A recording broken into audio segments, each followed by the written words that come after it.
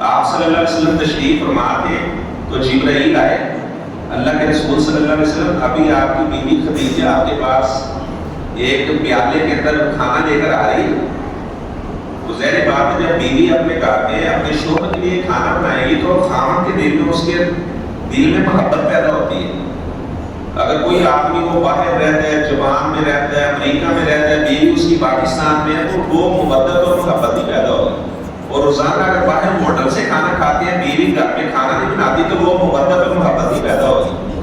تو فرمایا کہ ابھی آپ کی بیوی خدیجہ آپ کے پاس کھانا لے کر آ رہی ہے، تو جب وہ آپ کے پاس کھانا لے کر آئے فقرا السلام بربیہا، تو خدیجہ کو بتانا کہ خدیجہ کا رب سلام کہہ رہا ہے۔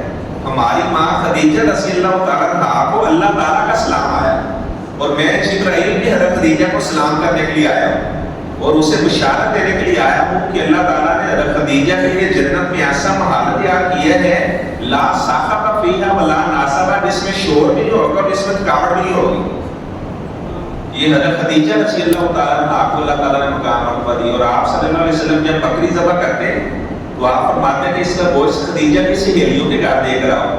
حضرت عائشہ فرماتی ہیں حالانکہ میں نے حضرت خدیجہ کو دیکھا نہیں تھا، تو میں کہتی کہ اللہ کے رسول آپ تو اتنا خدیجہ کو یاد کرتے ہیں جیسے خدیجہ کے علاوہ اللہ نے دنیا میں کوئی عورت نہیں بنائی۔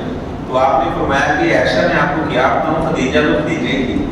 اللہ تعالیٰ نے مجھے ساری اولاد خدیجہ کے بدن سے عطا کی۔ لوگ مجھے پتھر مارتے تھے اور خدیجہ میرے زخموں پہ راحت رکھا کرتی تھی، اور اپنا سارا مال اس نے دین کی خدمت کے لیے قربان کر دیا۔